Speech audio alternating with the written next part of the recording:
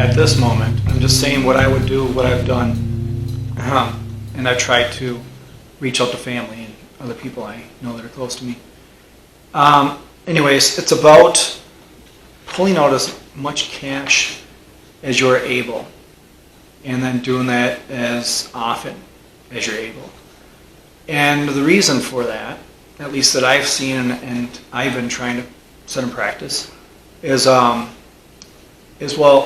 I mean, I've been using it for the grocery store, using it to purchase clothing, using it to buy building supplies, using it to buy whatever else you need, essentials. Like if you're going to a fast food place, you try to use cash there. Your daily coffee. If you're going to a bar, restaurant, try to use cash there. The only thing that I haven't normally used cash for the last year or so has been at the gas pump. And just get a cash, a card there, a gas card. Just use that. And otherwise, at times I have used my debit card, but it's just for gas, nothing else. Why? Am I saying this? Why am I doing this? Because right now, with cash, as bad as it is, the fiat currency, the currency that they told us we have to use for commerce, as bad as it is still better than the alternative right on the corner that they're trying to push, and they're getting everyone set for and used to and prepped for, which is a cashless society. But as of right now, you have the freedom to purchase anything, anywhere that is legal or illegal in their circumstances, I guess, if you want to talk about that. But and then no one knows your business. So if you want to go and you want to buy XYZ, or you want to buy someone selling the car down the road, you can use your cash to pay for that purchase from someone else down the road. He feels better. It's more secure. It's not like a check where someone could cancel, and it's not like using a credit card, which a lot of people are not set up for that. And even if they were, there's a charge to be had, a percentage of every transaction that Visa or MasterCard or whatever you want to talk about gets. They get a transaction fee, percentage of that. There's none of that. And it's a good way to stay anonymous. No one needs to know what you're doing, and why should they care? I mean, especially if it's not illegal. Why should they care? Well, there's other reasons that the higher-ups in the government wants to know, and I'll get into that in a little bit here. And when you're using cash as of now, no one can prevent you from purchasing what you want to purchase. No one can stop you from purchasing more or more things or using more cash. No one can put a stop to that. They are, like I said, they're pushing this cashless society. They're going to start with whatever you want to call it, FedCoin or FedNow or XYZ coin, whatever. Happy Pumpy coin. They always put good names behind it, nice names, friendly names. And then they're eventually going to push cash out. So then everything's going to be digital. And from my research, my readings, it's going to be mainly controlled by the Federal Reserve, which is neither federal and it doesn't have reserves one bit and is not part of the government. But that's going to control it. So when they control it, then they'll have the power and the resources to control what you may or may not buy, who you may or may not deal with, what you may and may not, where you may or may not live. So there'll be that control. But as of now, you have cash. That's going to show that people still want cash. They still want freedom. They still want, to be anonymous with the purchases and their dealings, whether that's for goods or services or food or to go to a gym or whatever it is. They still want to be anonymous. And it will show that there's a vast majority of people who want this. And hopefully that will either delay this cashless society or I mean, perfect world, it'll just upend it and it won't. No, it won't come to like they wish. So now, once they get cashless, that's their end goal.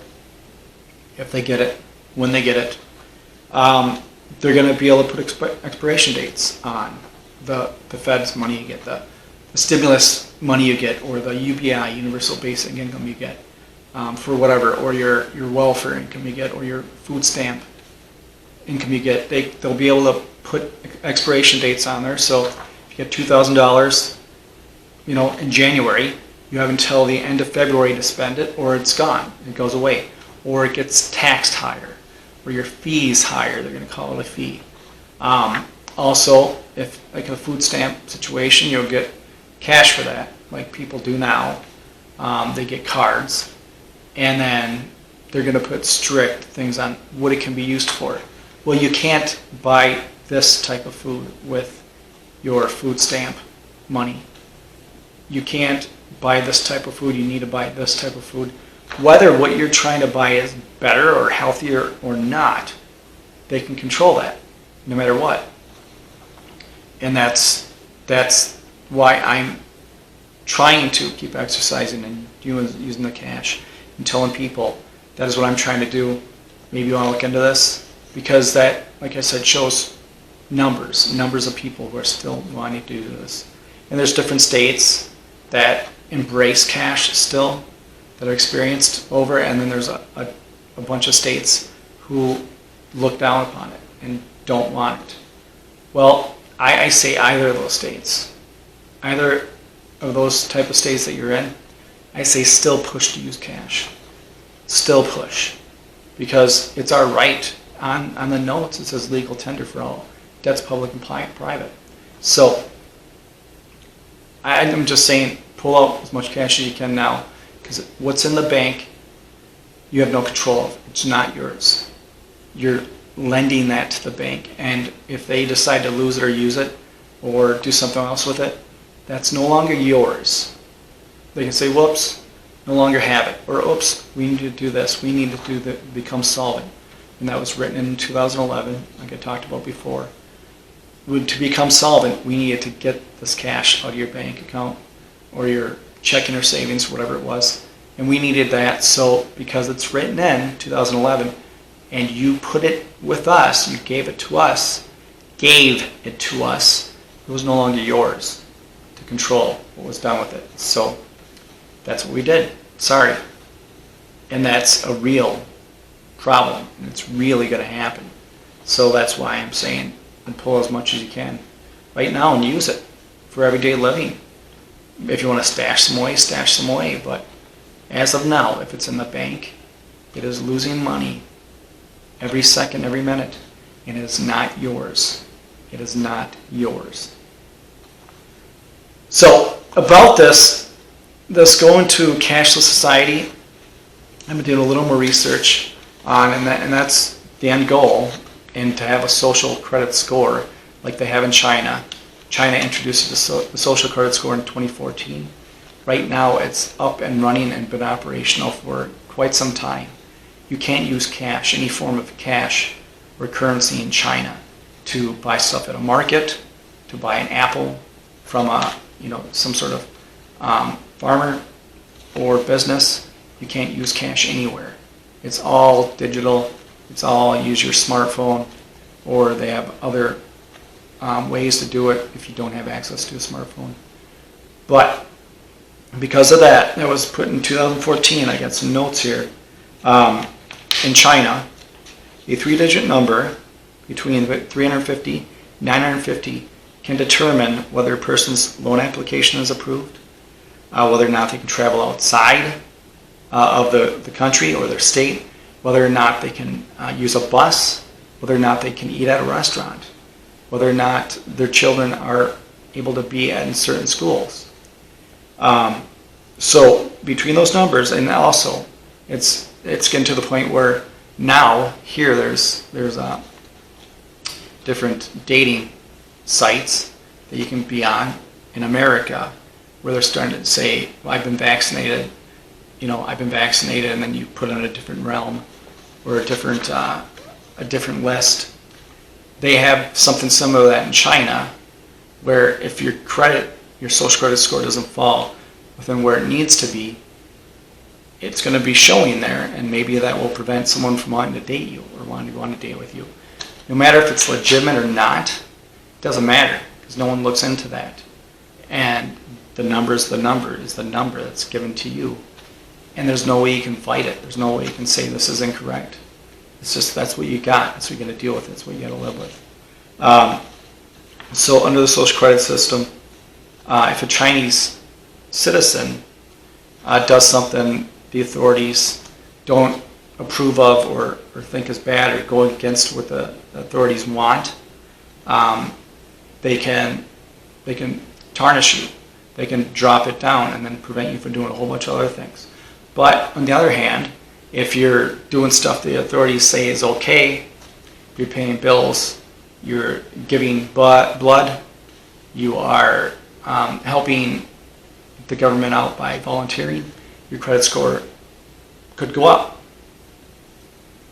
So just for stuff like that, your social credit score is dictated by your actions and your behaviors. And that's just a few things. It's all over the board now in China. And that's what they want to have come here.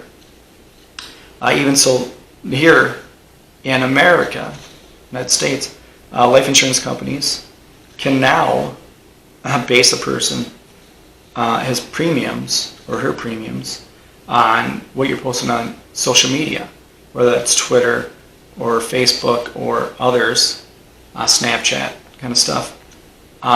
They can say how high your premium is going to be because of what you've been posting, what you've been,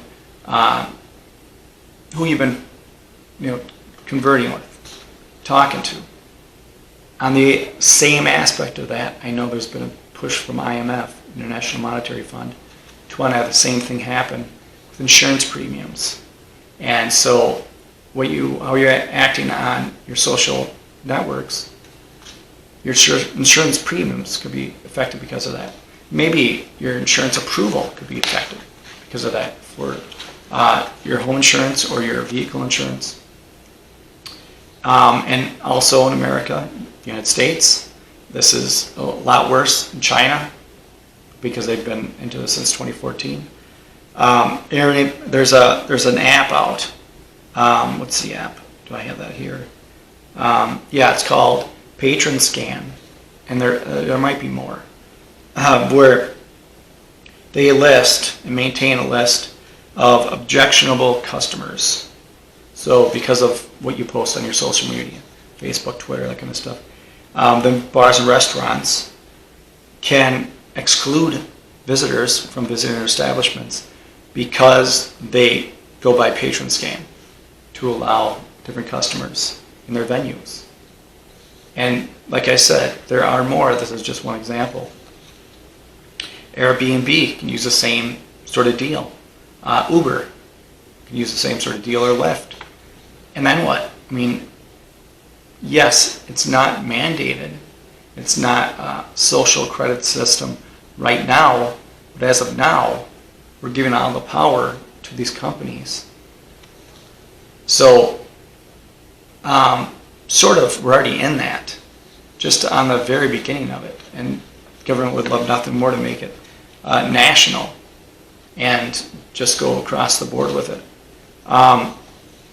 Also, my opinion is there's going to be a high number of misdemeanors and even felonies that won't be punished by the government, won't be punished in a court of law, but they'll be punished by Silicon Valley, like Twitter does. If you post something you don't agree with, you're taken off, or you're banned, or you're put in jail. On Facebook, your Facebook jail, they call it.